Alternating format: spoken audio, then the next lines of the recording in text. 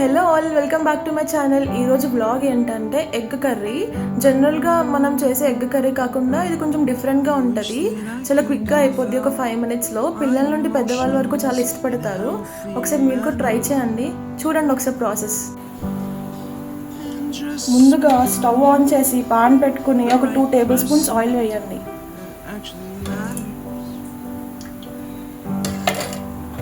అలానే onions, green chilli, కరివేపాకు వేయండి.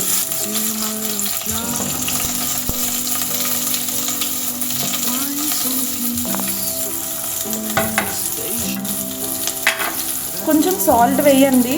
నేను సాల్ట్ ఎందుకు వేస్తున్నా అంటే ఆనియన్స్ అనేవి చాలా ఫాస్ట్గా ఫ్రై అవుతాయి. 1 tablespoon అల్లం పేస్ట్ వేయండి. అల్లం పేస్ట్ ఏంటంటే మనం ఎగ్ కదా, సో స్మెల్ రాకుండా ఉంటుంది అల్లం పేస్ట్ వేస్తే. అలానే 1/2 స్పూన్ పసుపు, ఇంకా అలానే 1 tablespoon కారం వేయండి. కారం అన్నది మీకు తగ్గట్టుగా వేసుకోండి, టేస్ట్కి తగ్గట్టుగా. మిక్స్ చేసి అలా కాసేపు ఉంచండి. అలానే కొంచెం వాటర్ వేయండి. వాటర్ వేసాక కొంచెం పాలు వేయండి. పాలు వేస్తే నీచు స్మెల్ అనేది రాకుండా ఉంటుంది.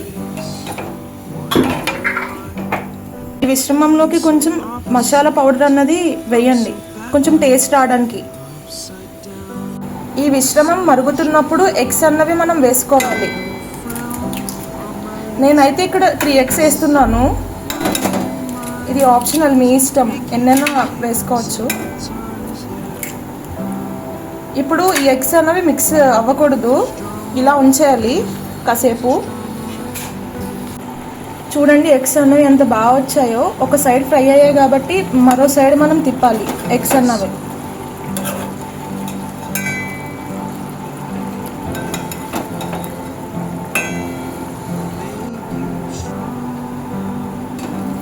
చూడండి కర్రీ అన్నది అయిపోయింది ఫాస్ట్గా. మనం ఇలా ఈజీగా చేసేయచ్చు ఒక 5 minutesలో. అండ్ ఇలా వేడివేడి కర్రీని ఒక బౌల్లో వేసుకోండి. చాలా క్విక్గా అయిపోతుంది రెసిపీ, చాలా టేస్టీగా ఉంటుంది.